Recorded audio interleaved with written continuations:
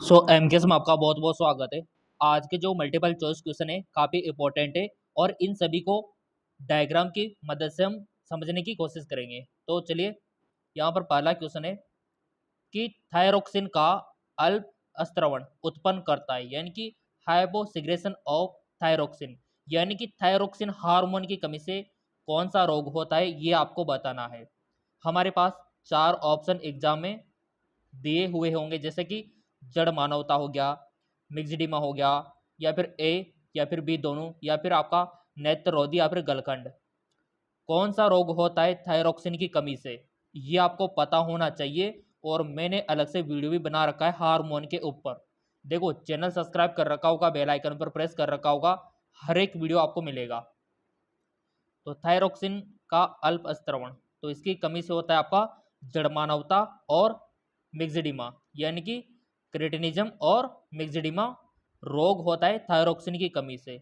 अब यहाँ पर समझने वाली बात है कि आपका जड़मानवता क्या होता है और मिक्सडीमा क्या होता है। तो इसको देख लेते हैं कि ये रोग किस प्रकार के दिखाई देते हैं। जैसा कि आप यहाँ पर देख पा रहे होंगे, ये है आपका क्रेटिनिज्म, ठीक है। और ये है आपका, जैसा कि नेत्र में किस प्रकार सूजन हो रही है और इसमें पैरों में भी सूजन हो जाती है। तो हाल ही में आपने देखा मिक्सडीमा, तो मिक्सडीमा यानी कि सूजन, तो ये आपका मिक्सडीमा। और ये है आपका जड़ मानवता, ठीक है। जड़ मानवता में इस प्रकार के लक्षण दिखाई देते हैं और मिक्सडीमा में सूजन दिखाई देती है आंखों के नीचे भी और पैरों में भी सूजन दिखाई देते हैं मिक्सडीमा में। ये थायरोक्सिन हार्मोन की कमी से होता है। आई होप आपको समझ में आ गया होगा। सो यहाँ पर इसी वजह से इसका जो राइट ऑप्शन होगा, यहाँ पर जड़ मानवता भी होगा और मिक्सडीमा या फिर ए दोनों, ठीक है। तो आप एग्जाम में ए और बी दोनों करके आओगे, ठीक है, यानी कि ऑप्शन सी इसका राइट ऑप्शन हो जाएगा। अगला है आपका कि स्तनीय हृदय का कौन सा भाग पेस मेकर का काम करता है। Which part of mammal heart act like pacemaker. तो ऑप्शन है A B node, S A node, S V node, या फिर पुरकंजे फाइबर। ये आपने एनसीईआरटी में पढ़ा होगा और क्वेश्चन आपके एनसीईआरटी के अकॉर्डिंग ही बनते हैं और जितने भी हम प्रैक्टिस करवाएंगे वो एनसीईआरटी के अकॉर्डिंग ही रहेगी। यानी कि कहने का मतलब है कि काफ़ी सारे क्वेश्चन आपको इसी प्रकार के देखने को मिल जाएंगे एग्जाम में। तो सब्सक्राइब करने वालों को बड़ा फायदा यहाँ पर होने वाला है। कौन सा भाग पेस मेकर का काम करता है, तो इसका राइट ऑप्शन हो जाएगा आपका एस ए नोड, ठीक है। एस ए नोड आपका जो होता है ये आपके पेस मेकर का काम करता है और ये आपके ऑप्शन बी में दे रखा है। तो इसका राइट ऑप्शन हो जाएगा ऑप्शन बी, यानी कि एस ए नोड। डायग्राम से इसको समझ लेते हैं थोड़ा सा। जैसा कि आप यहाँ पर देख पा रहे होंगे, ये है आपके हार्ट का डायग्राम, यानी कि आपके हृदय का चित्र। तो यहाँ पर इंपॉर्टेंट डायग्राम होता है बायोलॉजी में, इसमें एस ए नोड होता है, ठीक है, और एक होता है ए बी नोड। तो यहाँ पर आपका जो पेस मेकर का काम करता है वो करता है आपका एस ए नोड, यहाँ पर दे रखा है। तो इसी प्रकार आपको हर एक पार्ट पता होना चाहिए। वेंट्रिकल कहाँ पर होते हैं, पुरकंजे फाइबर कहाँ पर होते हैं, एट्रियम कहाँ पर होता है, ये इस प्रकार डायग्राम से क्वेश्चन बन जाते हैं, ठीक है। तो यहाँ से क्वेश्चन बन गया कि पेस मेकर का कौन काम करता है, एस ए नोड। क्लियर। सो इसी कारण इसका जो राइट ऑप्शन होगा आपका बी, एस ए नोड। अगला है आपका, और ये तो आपने अच्छे से पढ़ा होगा, इंसुलिन किसके द्वारा स्रावित होता है। इंसुलिन इज सिगरेट पाई। तो यहाँ पर आपको पता होगा कि हमारे जो अग्नाशय ग्रंथि है, हमारे जो पेनक्रियाज ग्लैंड है, उसमें 3 प्रकार की कोशिकाएं होती है। कितने प्रकार की? 3 प्रकार की कोशिकाएं होती है, अल्फा, बीटा, गामा। और तीनों से अलग अलग हार्मोन एंजाइम सिगरेट होता है।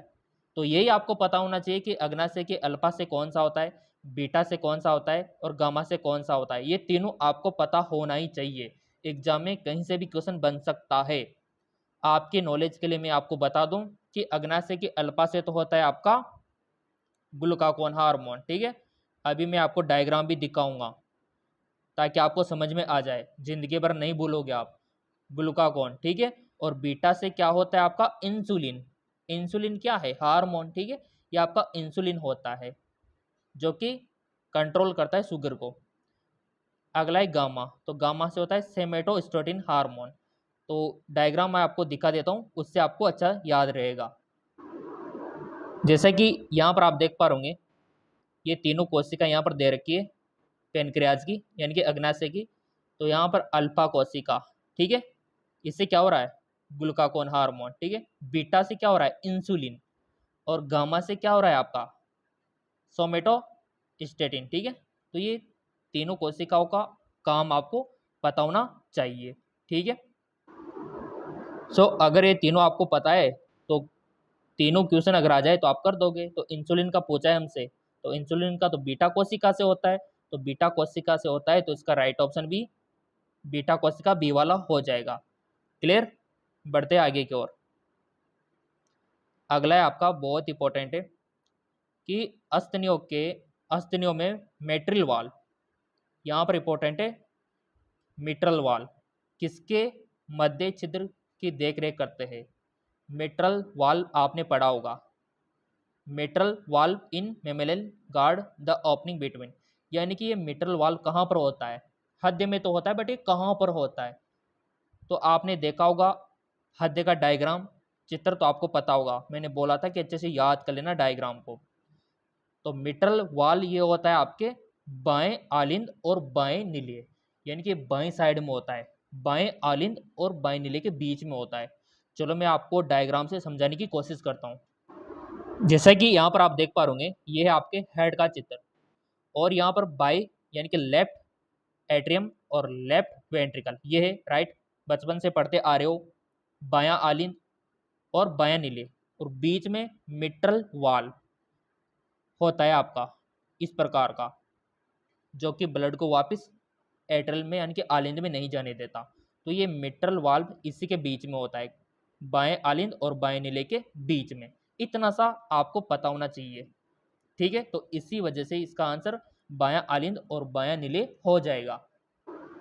तो चलिए यहाँ पर ढूंढते हैं कहाँ पर दे रखा है बायां आलिंद और बायां निलय। ये दे रखा ऑप्शन डी, ये वाला, लेफ्ट एट्रियम लेफ्ट वेंट्रिकल, ठीक है। तो इसका राइट ऑप्शन हो जाएगा। बढ़ते आगे की ओर। थ्योरेटिकल क्वेश्चन है। क्वेश्चन यहाँ पर बोल रहा है कि मानव में O2 के कितने अणु हीमोग्लोबिन के एक अणु के साथ जुड़ सकते हैं? How many molecule of O2 can associate with molecule of haemoglobin? तो कितने जुड़ सकते हैं? आपका जो हीमोग्लोबिन है ना, इससे कम से कम मैं बता दूं आपको, कम से कम 4 जुड़ सकते हैं, ठीक है। ऑक्सीजन के जो अणु है ना, वो 4 यहाँ पर जुड़ सकते हैं। तो ये आपको पता होना चाहिए, केमिस्ट्री भी पढ़ी होगी, 4 ही जुड़ सकते हैं। तो यहाँ पर राइट ऑप्शन इसका 4 हो जाएगा। तो इस प्रकार से थ्योरेटिकली आपको पता होना चाहिए, 4 इसका राइट ऑप्शन हो जाएगा। याद रखना, एग्जाम में आ जाए तो 4 करके आना है, 4, ठीक है। अगला अगेन यहाँ पर थ्योरेटिकल क्वेश्चन है कि कार्बन मोनोऑक्साइड का घातक प्रभाव उसकी O2 की तुलना में हीमोग्लोबिन के प्रति अधिक बंधुता होती है, जो लगभग है कितना गुना होती है किसी को पता? वो होती है आपकी 200 गुना, 200 गुना होती है। तो ये दे रखा है आपके ऑप्शन फर्स्ट में 200 टाइम्स। तो इसी वजह से हमारा फर्स्ट वाला ही सही है, याद रखना इनका। अगला क्वेश्चन है which one is different from the category? कौन सा एक बाकी 3 से भिन्न है, यानी कि अलग है? तीनों तो सेम है, बाकी एक अलग है, उस पर आपको टिक मारना है। तो बताओ कौन सा आपको अलग लग रहा है, यहाँ पे डिफरेंट लग रहा है? तो मेरे को यहाँ पर लग रहा है टाइलिन। क्यों लग रहा है? क्योंकि यहाँ पर गैस्ट्रिन क्या है? हार्मोन है। ग्लूकागोन भी क्या है? हार्मोन है। सिगरेटिन भी क्या है? हार्मोन है। ये तीनों तो हार्मोन है, जबकि ये छोटा जो टाइलिन है, ये तो बेचारा क्या है? एंजाइम है। क्या है? एंजाइम। तो इसी वजह से ये अलग यहाँ पर रहने वाला है टाइलिन। आंसर भी आप देखोगे तो आपको टाइलिन ही, ठीक है, टाइलिन। ये एक प्रकार का एंजाइम है, बाकी तीनों हार्मोन है, ठीक है। तो इस प्रकार से आपको दिमाग लगा के टिक लगाना होता है। बढ़ते आगे की ओर। और ऐसे तैयारी तो हम करवाएंगे, बिल्कुल भी चिंता नहीं करनी है। आपके लिए अलग से 2 और चैनल हमने ओपन कर रखे हैं, लिंक नीचे दे रखा है डिस्क्रिप्शन में, वहाँ पर भी ऐसी प्रैक्टिस हम करवाएंगे। कुल मिला के सिलेक्शन दिलाना है आपको, और जब तक आपका सपोर्ट रहेगा तैयारी हम करवाते रहेंगे। अगला क्वेश्चन, मानव भोजन में लंबे समय तक निकोटिन एसिड यानी कि नियासिन की कमी से होता है। अब यहाँ पर आप कंफ्यूज हो गए होंगे कि नियासिन क्या होता है, निकोटिन एसिड क्या होता है। तो मैंने आपसे बोला था कि विटामिन के केमिकल नेम याद कर लेना। इसके ऊपर वीडियो भी मैंने बना रखा है, चैनल सब्सक्राइब कर रखा होगा, बेल आइकन पर प्रेस कर रखा होगा तो आपको मिल भी गया होगा। ये विटामिन के केमिकल नेम यहाँ पर दे रखा है। तो मैं आपको बता दूं कि आपको केमिकल नेम पता होना चाहिए, और उसके लिए जो डायग्राम मैं आपको दिखा रहा हूँ वो आपको आना चाहिए, तभी आप सारे विटामिन को केमिकल नेम याद कर सकोगे। जैसा कि यहाँ पर आप देख पा रहे, ये सभी विटामिन है आपकी ए से के तक, तो इसको केमिकल नेम को याद रखना है आपको। अब आप बोलेंगे सर कैसे रखे, तो एक ट्रिक है, रत एक टोपी। क्या है? रत एक टोपी, यानी कि र से तो रेटिनॉल, थ से थायमिन, ए से एस्कॉर्बिक अम्ल, और क से कैल्सिफेरॉल, और टो यानी कि टोकोफेरॉल, पी फिलोक्विनोन। हो गया काम। तो ऐसे आपको रासायनिक नाम याद रखना है रत एक टॉपी ट्रिक से। हाँ, रत एक टॉपी ट्रिक से आपको याद रखना है। ये केमिकल नेम होते हैं, विटामिन ए का, बी का, सी का, डी का, ई का, ई सभी का याद रखना होगा आपको। एग्जाम में पूछा जा सकता है कि कैल्सो जो आपका एस्कॉर्बिक अम्ल है इसकी कमी से क्या होता है, तो आप समझ जाओगे विटामिन सी की बातें कर रहा है।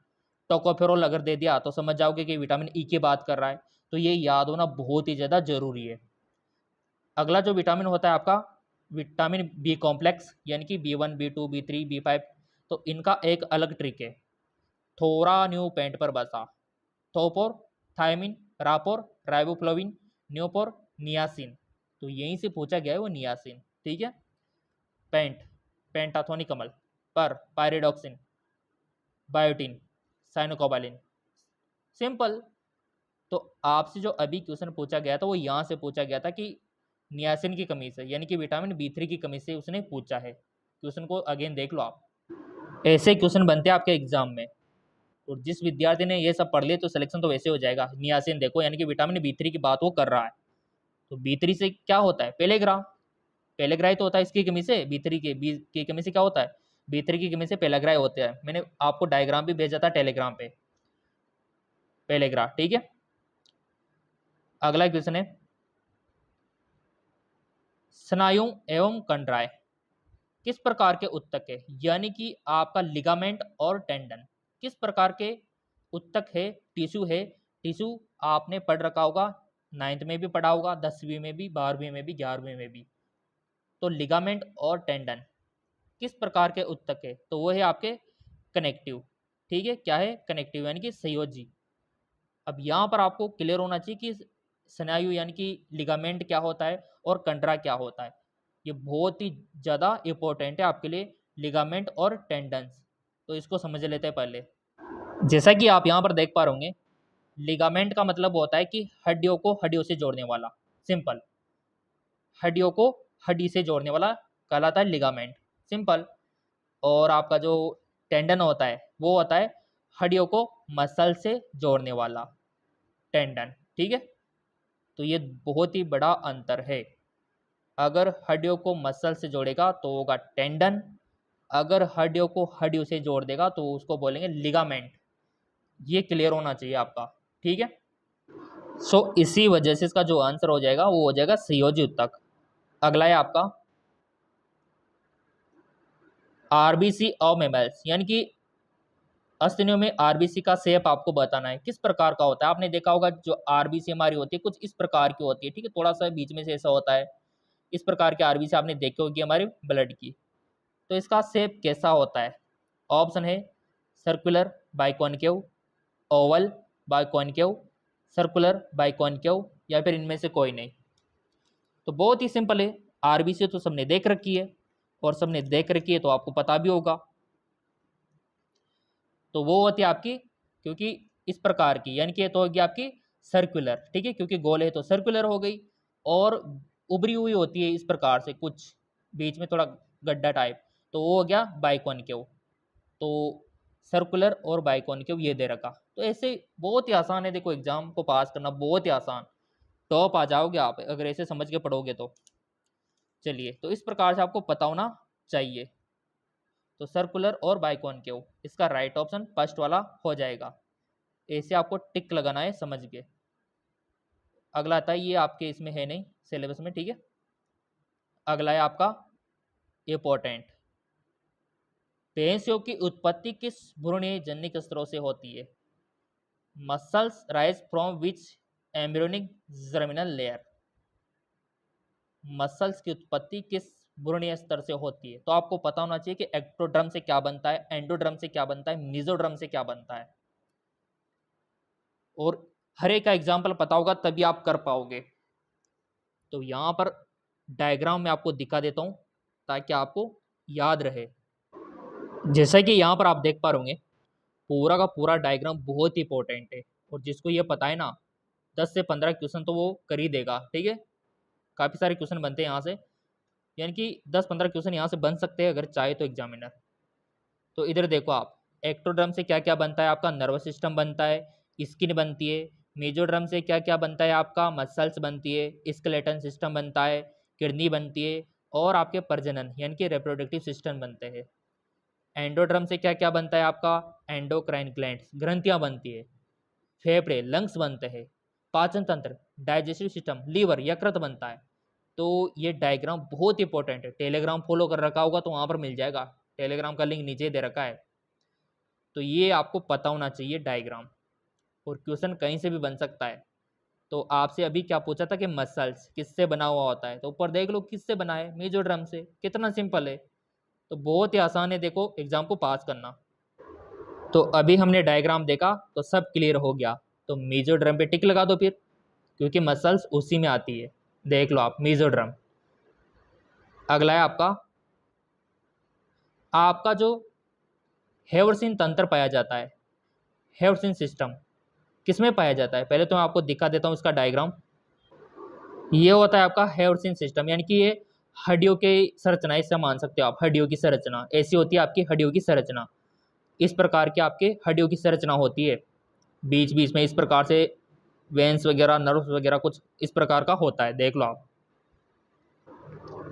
सो यहाँ पर आपका जो हेवरसिन तंत्र है तो वो हड्डियों में, तो सिंपल है, स्तनधारी की हड्डियों में, ठीक है, क्योंकि हड्डियों में तो पाया जाता है ना, सिंपल। अगला, ये इसको आप मिस कर सकते हो। अगला जो है आपका पायरिया रोग का जैव कौन सा है? पॉजिटिव एजेंट आपको बताना है पायरिया रोग का। और पहले तो समझना है कि ये पायरिया रोग होता है क्या है, क्योंकि पायरिया रोग को जानोगे तभी तो बताओगे ना कि सर उससे होता ही है। तो पहले तो क्लियर होना चाहिए पायरिया रोग। तो चलो देख ही लो, चलो डायग्राम आप।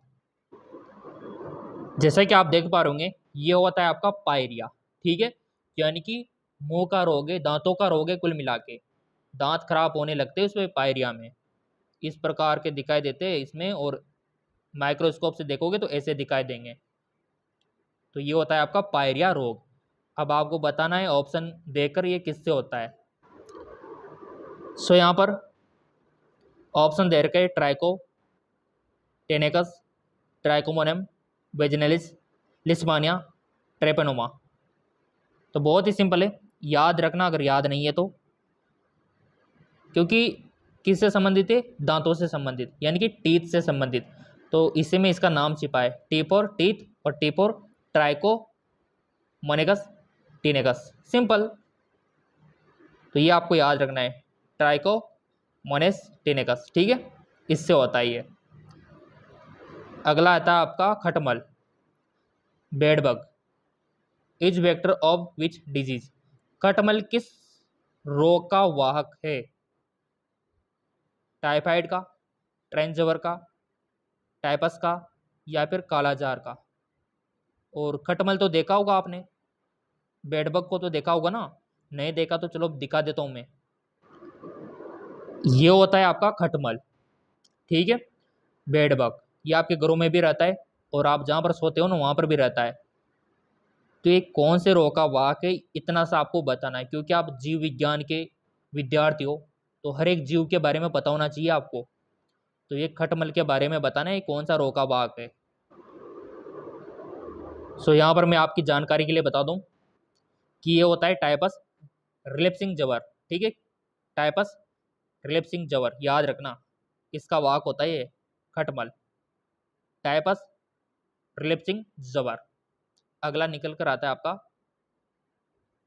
निंद्रा रो का वाक, vector of sleeping sickness disease. निंद्रा रो का वाक आपको बताना है। 4 ऑप्शन है आपके पास और एग्जाम में भी 4 ही ऑप्शन आपको दिए हुए होंगे। सैंड फ्लाई, सीसी fly, red fly, house fly. निंद्रा रोग का वाहक यानी कि जो निंद्रा रोग होता है ना, स्लीपिंग सिकनेस, वो किसके द्वारा होता है, उसका वेक्टर आपको बताना है, बहुत इंपॉर्टेंट है। तो इसका राइट ऑप्शन हो जाएगा सीसी फ्लाई। ठीक है, यानी कि सीसी मक्खी के द्वारा होता है। अब आप बोलेंगे सर ये कैसी दिखाई देती है सीसी मक्खी, क्योंकि घरेलू मक्खी तो सबने देख रखी है, आपके घरों में होती है, बट सीसी मक्खी चलो मैं दिखाता हूँ आपको।